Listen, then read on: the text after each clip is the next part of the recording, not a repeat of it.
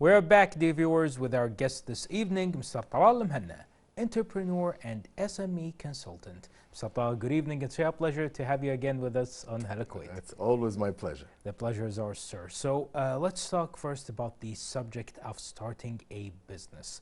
The start from the scratch, as they say. So what is the first step we should do and you recommend we do when we start a business?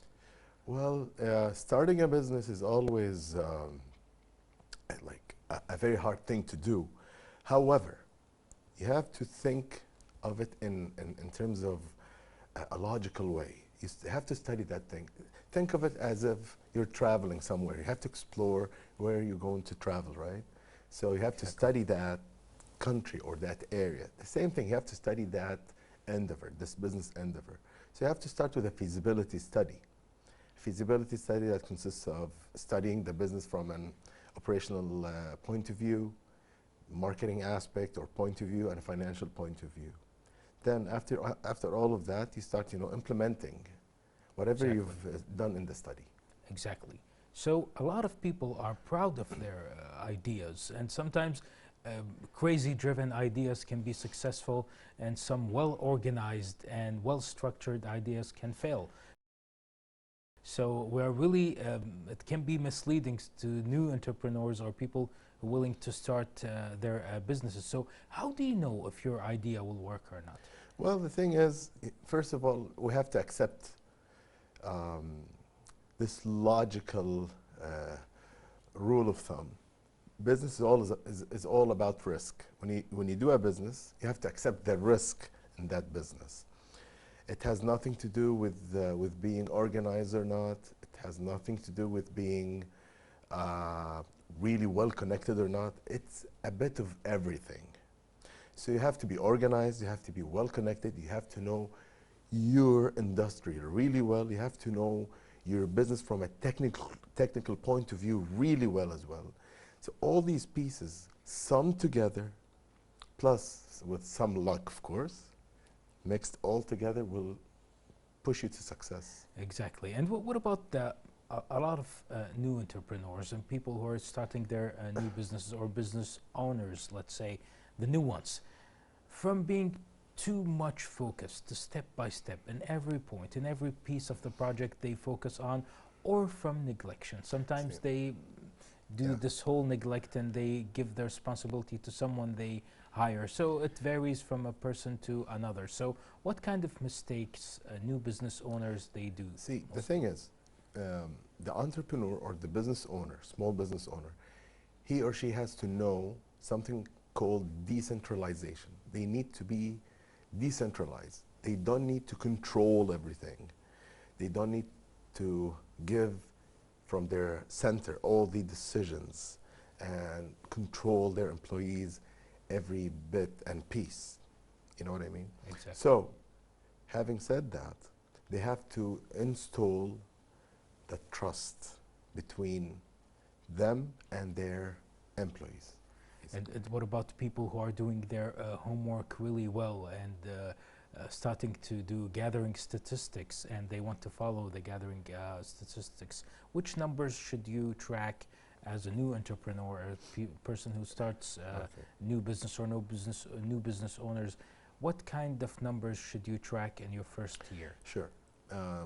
In the beginning, also the entrepreneur has to be well-rounded. He or she has to know some macroeconomics and microeconomics, meaning they have to focus on the total number of everything, the total number of population, the total number of sales in the country of that industry, for example, to see if this industry is growing or not.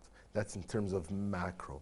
Micro meaning I have to look at my business and 2 or 3 competitors next to me. We call them benchmarks, and how we're doing in that sector in terms of sales, in terms of marketing budgets, in terms of hiring, in terms of paying rent, in terms of legality as well. So having said that, the entrepreneur has to have an or bird's eye, on the business, and also a micro look at the numbers. Yeah, just imagine, Talal, you and me and our friends, we do gathering one day and we go to a great restaurant and we have this great dinner or a great lunch after a long day of work. Really hungry. We're still we're hungry now.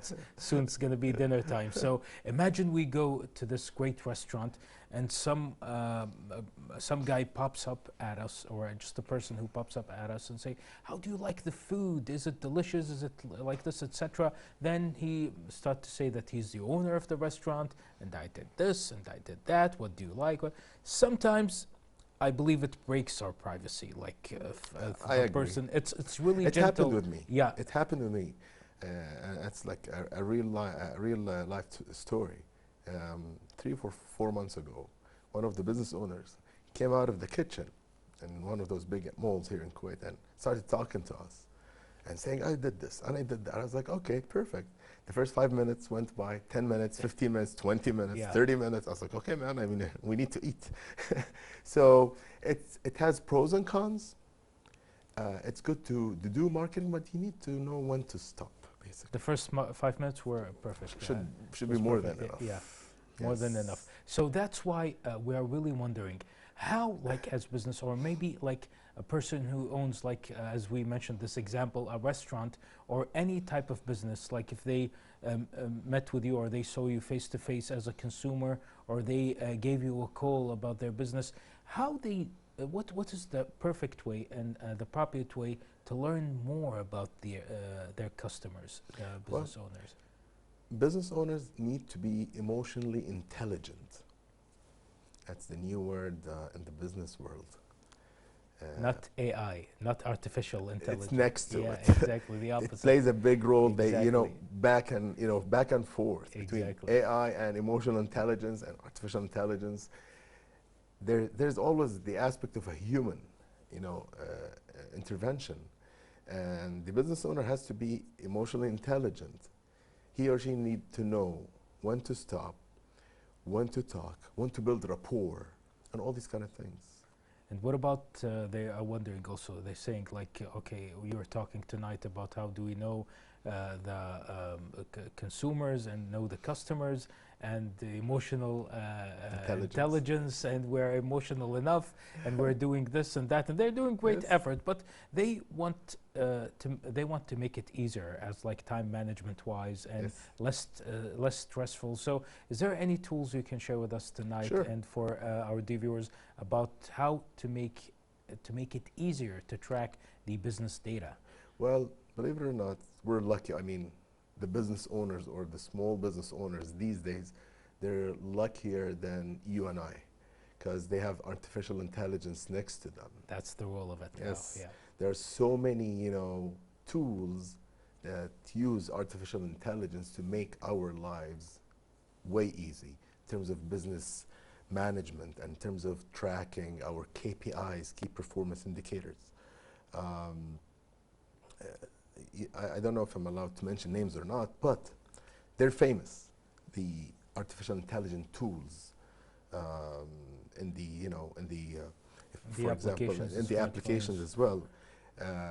It's just all you need to do is just to link that application or this application with your database, and it will track it quickly and simultaneously with you in terms of sales, in terms of costs, in terms of predicting the future, in terms of, forecasting, sales forecasts and what have you, and give you the right direction on where to go with your business.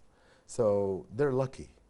They didn't have it the hard way like we're having it these days. Definitely, and you are always, thanks to you, Mr. Talal, you're always, mashallah, inspiring our viewers when it comes to entrepreneurship, and they might be curious also to ask you about your daily habits and daily routine.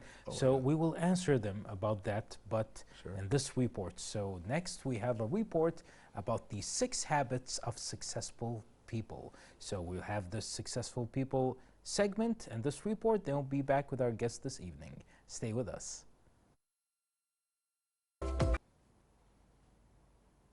We're back with our guest this evening, Mr. Almuhanna, entrepreneur and SME consultant.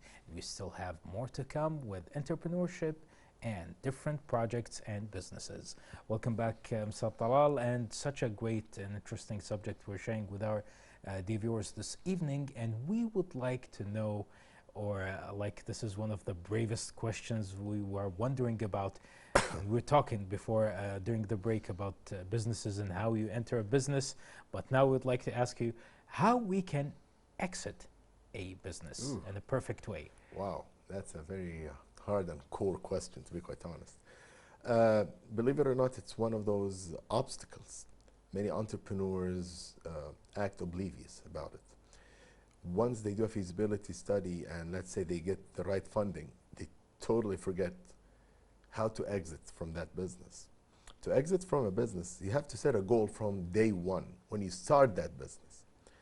Never tie your feelings to that business, meaning once you start this business and that business kicks off perfectly and a buyer comes to buy this business or buy you out, you have to be ready to let go if the premium or the price of your stock in that business is worth it.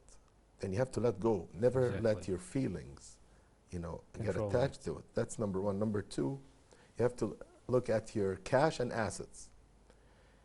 If your cash is growing rapidly and your assets in your business are appreciating, then you're ready to sell. If not, if they're not, they're going vice versa, then you should not exit.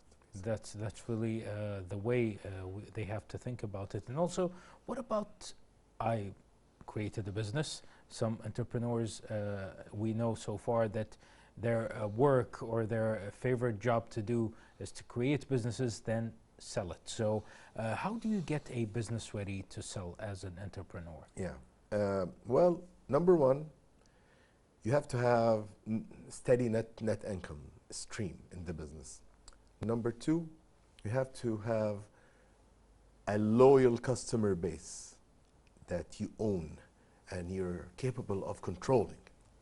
Number three, you have to have a clear forecast of your net income in terms of cash, like incurred revenue, as they say, or incurred net profit.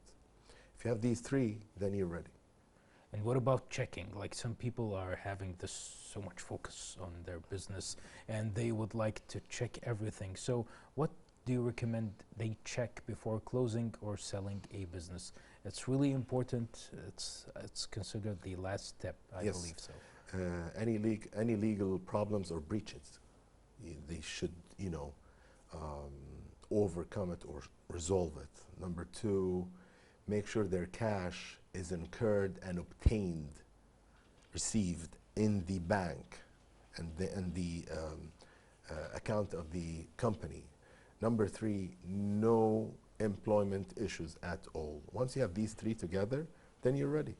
Definitely. And also some people, either at the exploration level of seeking a new business or selling a business. It can be for both of these sides. So how do usually people involved in selling the business or exploring different businesses? Yeah. Here comes the social network, okay? Not the computer network. The social network, the human social network, plays a big role. That's why the business owner or the entrepreneur has to be well connected in the society or even around the world. You should not limit yourself to your country. You have to know everybody in your industry, even if that person is in a different country. Now it's easy to be in touch with anyone around the world.